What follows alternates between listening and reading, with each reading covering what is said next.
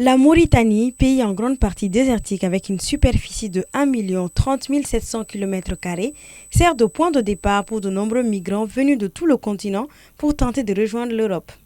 En mars, le pays a mené une vaste campagne d'expulsion de ces migrants majoritairement originaires du Mali, du Sénégal, de la Côte d'Ivoire et de la Guinée, suscitant des critiques et des tensions diplomatiques dans les pays où ces migrants sont originaires.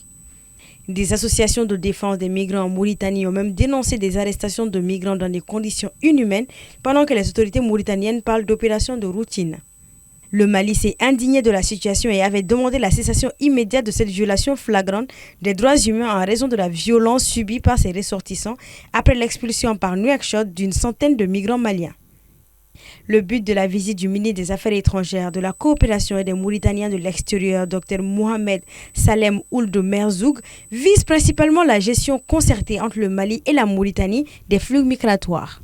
Au Mali, ce jeudi, le diplomate mauritanien a souligné, je cite, 80% des mouvements migratoires africains s'effectuent à l'intérieur du continent dans le cadre de migrations traditionnelles souvent bénéfiques aux économies locales et à la cohésion sociale et il est impératif de combattre ces réseaux criminels et d'encourager une migration régulière, sûre et ordonnée dans le strict respect des législations nationales et des accords bilatéraux. Fin de citation.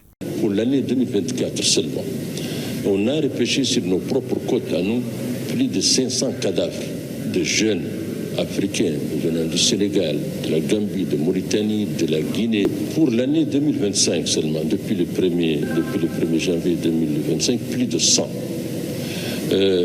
Doit-on laisser les réseaux de trafiquants lancer notre jeunesse sur la rue de la mort? Non, on doit lutter contre ces réseaux de trafiquants de personnes, mais ensemble.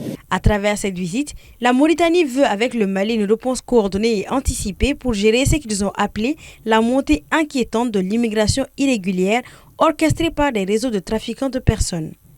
En ce qui concerne les ressortissants maliens dont environ 3000 ont été refoulés de la Mauritanie, le chef de la diplomatie mauritanienne a affirmé, selon la présidence du Mali, que les Maliens qui arrivent en Mauritanie en situation irrégulière vivent en toute quiétude et que les difficultés concernent ceux non enregistrés.